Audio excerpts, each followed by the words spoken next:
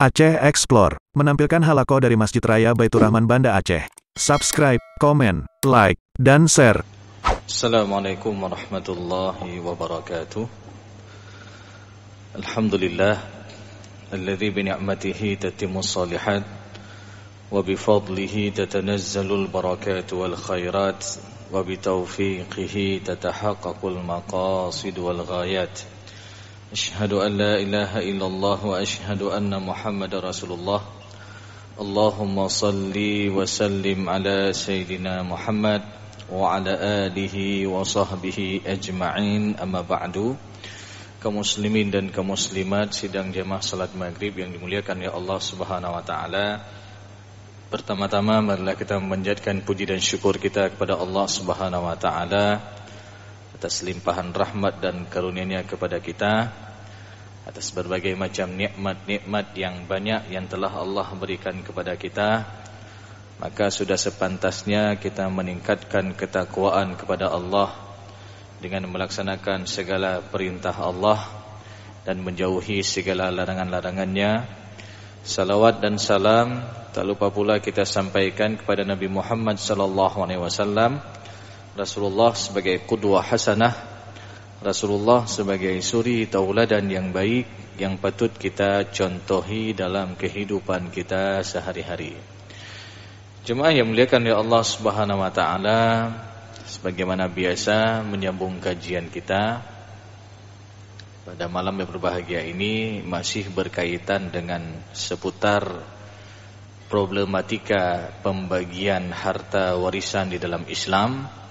Karena bicara tentang masalah hukum waris ini termasuk hukum yang sangat detail yang Allah jelaskan, yang Allah sebutkan di dalam Al-Quran.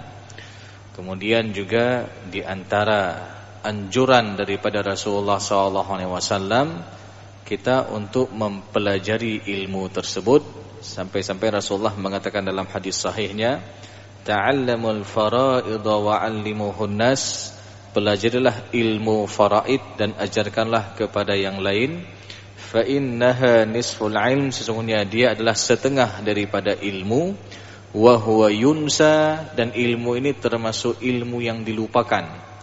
Wa huwa awwalu syai'in yunza'u min ummati, bahkan ilmu tersebut adalah salah satu ilmu yang paling awal dicabut daripada umatku. Maka ketika suatu ataupun sebuah ilmu itu akan dicabut, apa yang terjadi? Wa tadhharul fitan, akan banyak timbul fitnah-fitnah. Apalagi berkaitan tentang masalah harta, yang juga Allah Subhanahu wa taala mensifati harta di dalam Al-Qur'an dengan fitnah.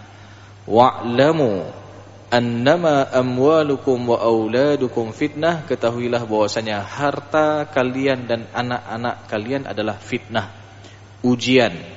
Jadi kita diuji dengan harta. Kadang-kadang ketika enggak ada harta, akur-akur abang beradik, ya, silaturahim lancar, ibadah lancar. Namun ketika ada harta, Allah uji, ya.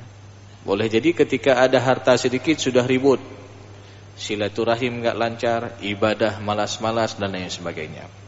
Maka oleh karena itu jemaah yang muliakan oleh Allah Subhanahu wa taala, kita kembali mempelajari berkaitan dengan seputar permasalahan hukum waris, yang mana pada malam yang berbahagia ini kita akan coba mengulang kaji tentang bagian daripada orang tua almarhum. Maknanya apa? Ketika seorang meninggal dunia, meninggalkan ayah dan ibu kandungnya, tentu dalam hal ini orang tua daripada almarhum yang meninggal ini memiliki hak warisan. Berapa porsinya? Tentu ini Allah jelaskan di dalam surat An-Nisa ayat ke-11 tentang bagian orang tua almarhum. Baik itu almarhum memiliki keturunan ataupun almarhum yang meninggal ini tidak ada keturunan, tentu di sana ada hak kedua orang tuanya. Tentu orang tua yang bagaimana? Orang tua kandung yang ada hubungan darah. Oh, lalu bagaimana kalau orang tua angkat? Apakah ada hak waris ketika seorang anak angkat meninggal dunia, lalu orang tua angkatnya mendapatkan hak waris? Maka secara hukum Islam, orang tua angkat itu tidak mendapatkan hak warisan. Karena di antara sebab mendapatkan harta warisan itu adalah hanya yang ada hubungan nasab, yang ada hubungan darah, nasab yang hakiki. Berarti yang ada hubungan darah langsung, orang tua kandung, ya, ayah kandung, ibu kandung, anak kandung, ya. Sedangkan yang lainnya, ya, baik itu orang tua angkat, ya, ataupun kalau bidang bagian anak, misalkan ada anak angkat, ada anak tiri, ya, maka ataupun ada anak ya, yang diadopsi dan lain sebagainya, maka itu secara hak waris mereka tidak mendapatkan hak warisan. Maka oleh karena itu jemaah yang muliakan oleh Allah Subhanahu wa taala, sebagaimana Allah sebutkan tadi dalam surat An-Nisa ayat ke-11, Allah Subhanahu wa taala berfirman, "Wa li abawaihi likulli wahidin minhuma as-sudusu mimma taraka in kana lahu walad." Jadi untuk kedua orang tua daripada almarhum. Jadi ketika seorang meninggal dunia, ayah ibunya masih hidup, maka masing-masing mereka mendapatkan porsi 1/6, 1/6. Ayah kandung dapat porsi bagian 1/6, ibu kandung juga dapat porsi bagian 1/6. In kana lahu walad, kalau almarhum yang meninggal ini memiliki keturunan, baik itu anak laki-laki ataupun anak perempuan.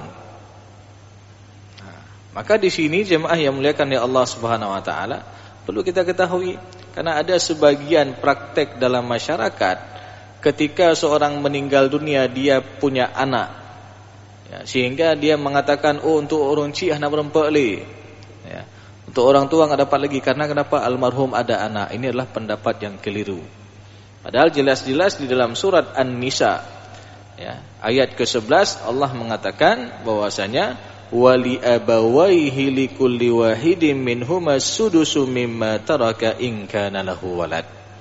Jadi untuk kedua orang tua daripada almarhum, ayah dan ibu kandungnya, mereka masing-masing mendapatkan bagian 1/6. Ayah 1/6, ibu 1/6, jikalau almarhum ataupun almarhumah yang meninggal ini ada memiliki keturunan. Nah, maka di sini jemaah yang muliakan oleh Allah Subhanahu wa taala, kalau misalkan almarhum memiliki anak laki-laki misalkan, berarti contoh seorang istri meninggal dunia, meninggalkan seorang suami, kemudian almarhumah istrinya ini masih hidup ayah kandungnya, dan almarhumah istrinya ini ada anak laki-laki misalkan, maka berapa porsi bagian masing-masing ahli waris? Maka setelah dikurangi, ataupun yang pertama diinventarisir mana harta peninggalan daripada almarhumah ini, lalu diberikan setelah dikurangi hutang piutang, kemudian dilaksanakan wasiat-wasiat daripada almarhumah, baru harta ini difaraidkan untuk ahli waris, di mana suami mendapatkan porsi 1/4 karena almarhumah punya keturunan anak laki-laki. Kemudian untuk ayah kandungnya dapat porsi 1/6. Jadi suami dapat porsi 1/4, ayah kandungnya dapat porsi 1/6. Kemudian untuk anak laki-laki dia mendapatkan asabah, sisa. Jadi asabah itu dia mendapatkan sisa setelah diberikan kepada ahli waris yang dapat bagian tertentu.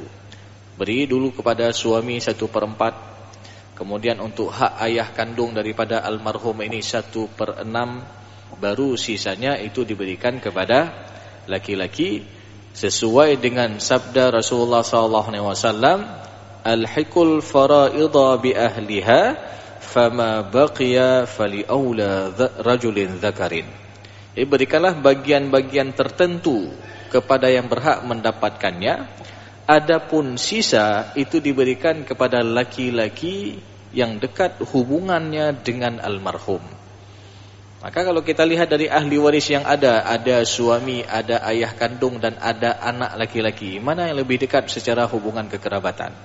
Tentu anak ini lebih dekat dengan almarhum, sehingga anak ini lebih berhak mendapatkan asabah.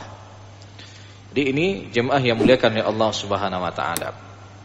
Lalu bagaimana kalau misalkan almarhum yang meninggal dunia ini dia hanya memiliki anak perempuan saja? Contoh tadi, seorang istri meninggal dunia meninggalkan seorang suami, kemudian ada anak perempuan satu orang, kemudian ada ayah kandungnya dan ada ibu kandungnya. Jadi dua-dua orang tua masih hidup. Maka berapa porsi masing-masing ahli waris jikalau almarhumah yang meninggal ini ada keturunan perempuan saja? Maka sebagaimana kita sebutkan tadi, kita inventarisir mana harta peninggalan-peninggalan punya almarhum yang benar-benar miliknya secara sempurna. Kemudian sebelum difaraidkan dikurangi dulu. Kalau ada hutang piutang ini harus diselesaikan. Karena masalah hutang piutang ini juga Allah sebutkan di dalam Al-Quran, ini diulang-ulang berkali-kali. Min ba'di wasiyatin yusi biha audain, tusuna biha audain, yusa biha audain. Jadi pembagian warisan ini dilaksanakan min ba'di wasiyah, setelah dilaksanakan wasiat ataupun dilunasi hutang. Walaupun redaksinya di dalam Al-Quran duluan disebutkan wasiat baru hutang, tapi dalam pelaksanaannya hutang dulu baru wasiat. Karena yang namanya hutang ini wajib dia melunaskannya. Sampai-sampai Rasulullah SAW mengatakan bahwasanya nafsul mu'min mu'allaqatun bidainihi hatta yuqda anhu. Jiwa seorang mukmin itu akan terkatung-katung dikarenakan hutangnya sampai ada yang melunasi hutangnya. Bahkan tidak hanya itu, ada orang yang berperang di jalan Allah, syahid di jalan Allah, dia korbankan jiwanya, hartanya di jalan Allah sampai meninggal dunia. Maka janji daripada Allah Subhanahu wa taala dalam hadis Rasulullah sallallahu alaihi wasallam disebutkan bahwasanya yaghfiru lisyahid kulla dzambin. Allah mengampuni seluruh dosa-dosa orang yang syahid. Jadi orang-orang yang syahid ini luar biasa, Allah ampuni seluruh dosanya. Tapi ada satu yang enggak diampuni oleh Allah. Apa itu? Ad-dain, hutang. Karena ini hutang berkenaan dengan hak manusia, butuh kepada keikhlasan daripada manusia yang memberikan hutang itu. Barangkali boleh jadi berkaitan dengan hak Allah, Allah maafkan. Tapi yang berkaitan dengan hak manusia ini butuh kepada keredaan dan keikhlasan. Sehingga kita sering mendengar ketika pelepasan jenazah itu, kalau almarhum ada meninggalkan hutang piutang, maka mohon beritahukan kepada kami selaku ahli waris. Kalau ini bisa dimaafkan, tentu ini menjadi amal jariah bagi si pemberi hutang itu. Tapi kalau ini tidak bisa dimaafkan, maka harus disampaikan kepada ahli waris untuk diselesaikan berkaitan tentang masalah hutang piutang. Jadi setelah dilaksanakan hutang piutang, ataupun kalau almarhum pernah berwasiat, maka selesaikan wasiat itu, baru sisanya dibagi-bagikan harta kepada ahli waris yang berhak. Tadi kasusnya seorang istri meninggal dunia meninggalkan seorang suami, kemudian ada ayah dan ibu serta almarhum punya anak perempuan saja, tidak ada anak laki-laki. Maka berapa porsi masing-masing ahli waris? Maka untuk suami dapat porsi 1/4. Karena jelas bagian suami itu Allah jelaskan di dalam surat An-Nisa ayat ke-12. Jadi An-Nisa ayat ke-12 menjelaskan tentang porsi bagian suami ataupun bagian istri. Walakum nisfu ma taraka azwajukum illam yakul lahunna walad fa in kana lahunna waladun falakumur rubu'u mimma tarak. Jadi kalau almarhumah ini ada keturunan, maka untuk suami mendapatkan ar-rubu', 1/4 daripada harta peninggalan istrinya yang meninggal dunia. Jadi jelas sekali dalil tentang masalah hak suami, ya, jikalau istrinya yang meninggal ini ada keturunan. Berarti kita sudah tahu yang pertama, hak suami dapat bagian 1/4. Kemudian hak anak perempuan satu orang, berapa porsinya? Seorang anak perempuan apabila dia semata wayang, tidak ada anak laki-laki, dan jumlahnya hanya satu saja, anak perempuan, maka seorang anak perempuan ini dia mendapatkan porsi 1/2. Sebagaimana dalam surat An-Nisa ayat ke-11, wa in kanat wahidatan falahan nisfu. Maka kalau almarhum ataupun almarhumah punya keturunan satu orang anak perempuan saja, nyanagam nyanina, ya, maksudnya perempuan saja ini, satu-satunya semata wayang, ya, tidak ada anak laki-laki, maka untuk porsi satu orang anak perempuan ini dia dapat setengah ataupun 1/2. Jadi 1/4 diambil oleh suami daripada almarhumah istrinya, kemudian setengah diambil untuk anak perempuannya, kemudian 1/6 itu ada hak ibu kandungnya, serta 1/6 plus asabah plus sisa itu diberikan kepada ayah. Nah, maka dalam hal ini ayah mengambil bagian pokok 1/6 plus asabah sekaligus dengan sisa kalau ada sisa. Karena ayah ini dia menggabungkan dua bagian. Ada kalanya dia dapat bagian tertentu 1/6. Ada kalanya ayah mendapatkan asabah saja apabila almarhum yang meninggal ini enggak ada keturunan, tapi masih hidup ayah kandungnya, maka ayah kandungnya dapat asabah. Nah, namun dalam satu kondisi kadang-kadang ayah menggabungkan keduanya, dapat bagian pokok 1/6 plus asabah sekaligus dengan sisa apabila bersama dengan keturunan perempuan saja daripada almarhum, enggak ada anak laki-laki.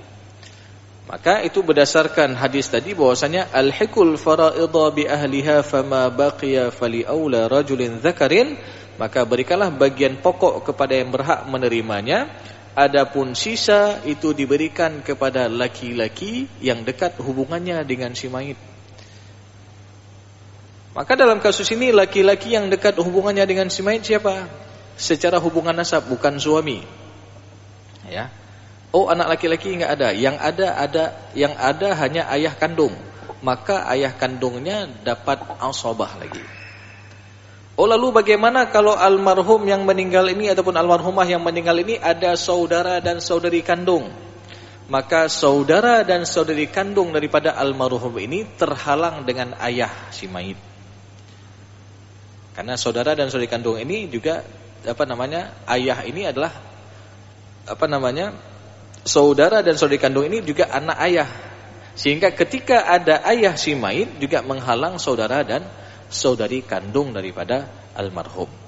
Maka dalam kasus tadi, jadi ketika seorang meninggal dunia, ada suami, dia dapat porsi 1/4, kemudian satu anak perempuan dia dapat porsi 1/2, kemudian untuk ibu kandungnya dapat porsi 1/6 berdasarkan An-Nisa ayat ke-11, dan ayah juga dapat porsi 1/6 plus asabah jikalau ada sisa. Karena sekali lagi ayah si mayit kadang-kadang dia menggabungkan kedua-duanya. Dia dapat bagian tertentu dan dia juga dapat bagian asabah. Maka jemaah yang muliakan oleh Allah Subhanahu wa taala, tentu ini adalah bagian daripada orang tua almarhum. Ya, jadi ketika seorang meninggal masih hidup kedua orang tuanya, maka sekali lagi orang tuanya itu berhak mendapatkan hak warisan. Dan ini menepis daripada pemberitaan yang bahwasanya kalau almarhum na agam, almarhum na agamnya hana berempat urunci, itu adalah pernyataan yang salah. Karena secara detail, secara tegas Allah jelaskan bahwasanya orang tua daripada almarhum yang meninggal ini memiliki hak warisan, baik almarhum itu ada keturunan apalagi tidak ada keturunan. Ya, ada keturunan saja ada hak orang tuanya, apalagi kalau enggak ada keturunan. Ya. Jadi misalkan seorang meninggal dunia, dia belum berkeluarga misalkan. Ya. Yang ada kedua orang tuanya. Maka dalam kondisi seperti ini, ibu dapat porsi 1/3, sedangkan ayah dapat asabah. Ya, dan ini juga Allah jelaskan di dalam surat An-Nisa Ayat ke-11, fa illam yakul lahu waladun wa warithahu abawahu fali ummihi ats-tsulus. Jadi kalau almarhum yang meninggal ini tidak memiliki keturunan dan ahli warisnya adalah kedua orang tuanya, maka untuk ibu dapat porsi 1/3. Dan tidak disebutkan bagian ayah dalam ayat ini, menunjukkan ayah mendapatkan asabah, taksib, ya, sisa 2/3. Jadi ini jemaah yang muliakan oleh Allah Subhanahu wa taala tentang bagian daripada orang tua almarhum. Ya, karena sekali lagi berbicara tentang masalah warisan ini, tentu kita bicara tentang masalah hak. Karena Allah Subhanahu wa taala sendiri yang telah menentukan bagian masing-masing almarhum. Ya, jadi yang terdapat dalam Al-Qur'an ini, sekali lagi bagian-bagian ini bukan ditentukan oleh para ulama. Bagian-bagian 1/2, 1/3, 1/4, 1/6, 1/8 dan 2/3 ini bukan ditentukan oleh para nabi, tapi langsung datang ketetapannya daripada Allah Subhanahu wa taala. Fariidatan minallah. Ketetapan daripada Allah Subhanahu wa taala. Lalu apakah kita masih ragu dengan ketetapan Allah? Padahal Allah sendiri dalam Al-Qur'an surat Al-Baqarah ayat kedua telah menjelaskan dzalikal kitabu la raiba fi. Itulah Al-Qur'an yang tidak ada ragu kita daripadanya. Lalu apakah kita masih ragu dengan ketetapan Allah? Apakah kita masih ragu dengan ketetapan yang telah Allah tetapkan? Maka ketika seseorang melaksanakan pembagian harta warisan itu sesuai dengan syariat, sesuai dengan ketetapan Allah dan Rasulnya, maka di sana ada nilai ta'abbudi, ada nilai ibadah dia kepada Allah, ada nilai ketundukan dia kepada Allah Subhanahu wa taala. Sehingga harta-harta yang beralih itu pun untuk ahli warisnya itu menjadi harta yang berkah dan bisa dipertanggungjawabkan di hari akhir nanti. Berapa banyak ketika kita lihat ada orang yang sampai zalim dengan saudaranya sendiri, tidak memberikan hak untuk orang tuanya, tidak memberikan hak untuk anak-anaknya dan lain sebagainya. Maka sekali lagi ini bahaya sekali. Itu bahkan dalam sebuah hadis Rasulullah SAW disebutkan orang yang memakan hak saudaranya, orang apalagi di sana ada dia memakan hak anak yatim, itu sama dengan dia telah memakan bara api dalam perutnya. Dan ini juga Allah tegaskan di dalam surat An-Nisa ayat ke-10, innal ladzina ya'kuluna amwalal yatama zulman innama ya'kuluna fi butunihim nara wa sayaslawna sa'ira. Di orang-orang yang memakan harta anak yatim secara zalim, memakan di sini bukan dalam artian memakan dari segi secara bahasa memakan saja, tapi ketika dia menguasai tidak memberikannya, dia menahan, dia menghabiskan, dia membakar dan lain sebagainya, itu sama dengan dia termasuk dalam kalimat ya'kuluna. Innal ladzina ya'kuluna amwalal yatama zulman, orang-orang yang memakan harta anak yatim secara zalim, itu sama dengan dia telah memakan bara api dalam perutnya. Innama ya'kuluna fi butunihim nara. Walaupun secara kasat mata kita lihat di dunia dia bisa makan enak dengan harta anak yatim itu, dia bisa makan enak dengan memakan harta saudaranya itu sama dengan dia telah memakan bara api dalam perutnya. Tidak hanya di situ. Di hari akhir nanti Allah Subhanahu wa taala juga mengatakan wasayaslawna sa'ira, dan kelak dia akan dicampakkan ke dalam api neraka yang menyala-nyala. Maka ini jemaah yang muliakan oleh Allah Subhanahu wa taala dan seluruh pendengar radio yang dimuliakan oleh Allah Subhanahu wa taala, hati-hati ya berkaitan dengan masalah harta warisan ini. Dan sering kita ulang-ulang bahwasanya ketika kita membahas masalah harta warisan ini, pada hakikatnya kita sedang membahas tentang masalah nikmat.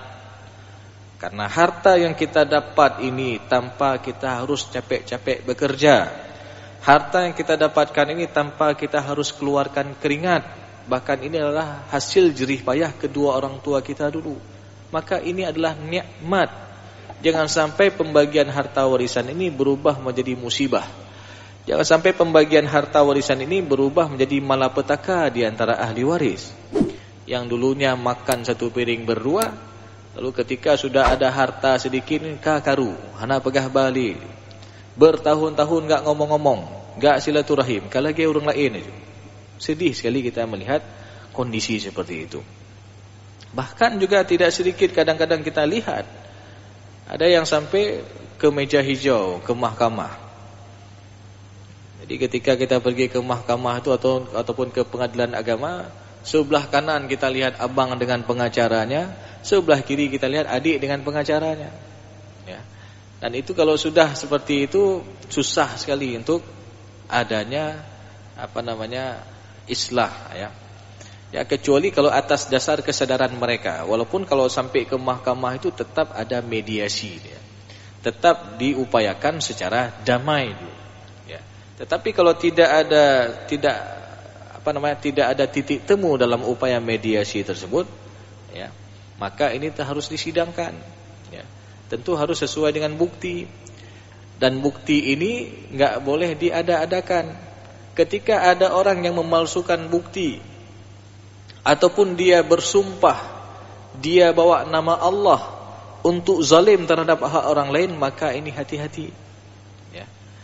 Maka dalam makna hadis Rasulullah SAW disebutkan apa? Bahwasanya orang-orang yang bersumpah dia bawa nama Allah untuk zalim terhadap hak orang lain, maka haram baginya masuk ke dalam syurganya Allah Subhanahu wa taala. Jadi ini hati-hati ini. Jadi kadang-kadang ada orang berani sumpah, nyan sumpah demi Allah nyan nah hak lo ninan.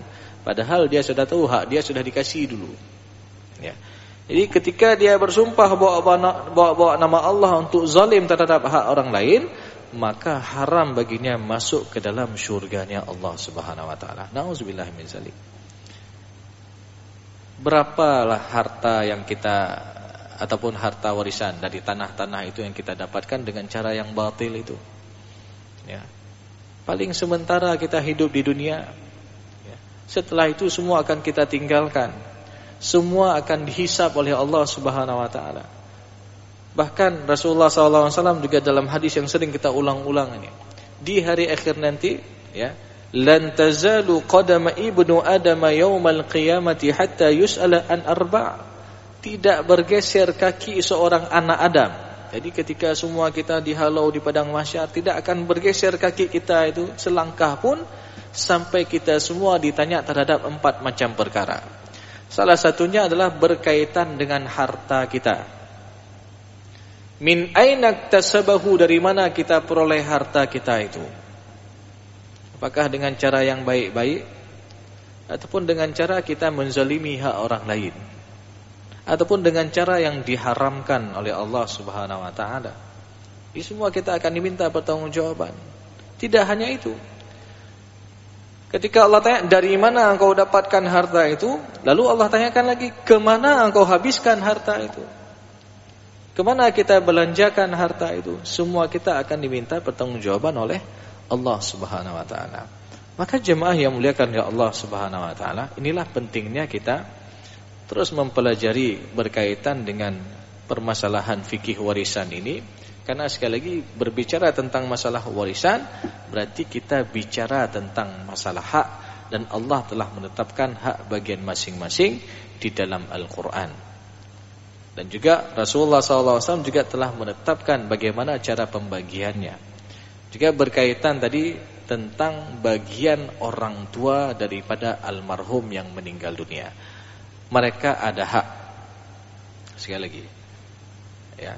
Jadi jangan sampai kita tidak memberikan hak untuk kedua orang tua daripada almarhum yang meninggal dunia, ya. Tapi dengan syarat tadi, ketika meninggal almarhum ini orang tuanya masih hidup, ya. Bukan berarti untuk orang tua yang sudah meninggal juga ada hak, tidak. Jadi sekali lagi penentuan ahli waris itu adalah apa?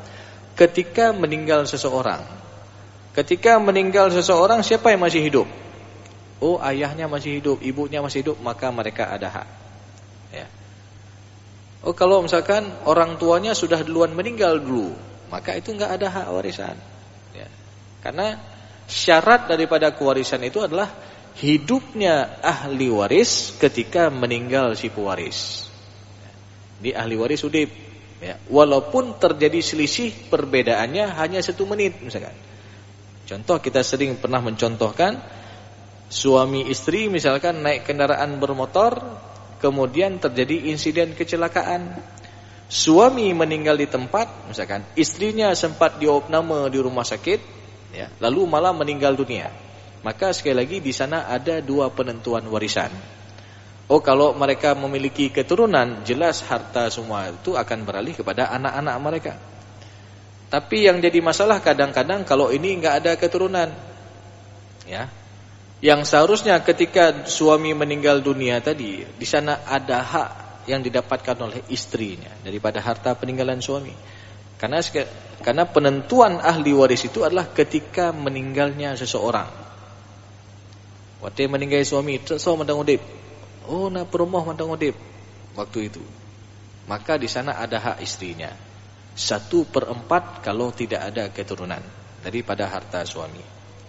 Oh, sisanya dibawa ke mana? Baru di sisanya itu ada hak saudara dan saudara kandung, ya, baik laki-laki ataupun perempuan daripada almarhum suaminya ini. Ya. Kalau almarhum yang meninggal ini enggak ada keturunan dan enggak ada lagi orang tua, maka di sana ada hak saudara dan saudari kandung. Nah, begitu juga nanti yang kedua, ketika istri yang meninggal dunia, siapa yang masih hidup di antara ahli warisnya? Oh, yang hidup hanya saudara dan saudari kandung, maka di sana ada hak saudara dan saudari kandung daripada almarhum tersebut ataupun almarhumah ini. Maka ini jemaah yang muliakan oleh Allah Subhanahu wa taala agar jelas, ya. Jadi apalagi kalau sudah ada kematian yang berlapis ini. Jadi meninggal orang tua belum difaraidkan, sehingga ada di antara anaknya yang meninggal dunia lagi. Contoh, seorang ayah meninggal tahun 2020 misalkan, belum difaraidkan, ya, harta warisan. Dia memiliki seorang istri dan 4 orang anak. Jadi belum difaraidkan harta. Tahun 2022 misalkan, baru-baru ini meninggal anak pertama misalkan. Dia meninggal anak pertama, yang mana anak pertama ini sudah berkeluarga dan ada keturunan. Nah, maka pertanyaannya, apakah si cucu dari anak pertama yang sudah duluan meninggal ini mendapatkan hak harta daripada kakeknya yang meninggal dunia? Di tahun 2020 tadi tetap dapat. Nyohana patah ditinya, ya. Jadi ini tetap dapat. Karena kenapa? Penentuan ahli waris itu ketika meninggal seseorang, meninggal orang tuanya tahun 2020. Tapi yang seharusnya ketika meninggal orang tuanya tahun 2020 ini, 4 orang anaknya masih hidup semua. Tapi karena tidak dibagi, karena ditunda pembagian, sehingga ada salah seorang anaknya tadi meninggal dunia, maka ketika pembagian harta warisan orang tuanya tadi tetap dihitung porsi anak yang sudah meninggal ini. Karena kenapa? Penetapan ahli waris itu bukan ketika mau bagi, tapi penetapan ahli waris itu adalah ketika meninggal seseorang. Waktu yang meninggal so mantang udip, oh mandu mantang udip, maka secara hak mereka semua punya hak. Nanti tumpuk untuk anak pertama tadi baru difaraidkan lagi kepada siapa? Oh, ketika dia sudah berkeluarga ada hak istrinya 1/8. Kemudian ada hak anak-anaknya, laki-laki dan perempuan.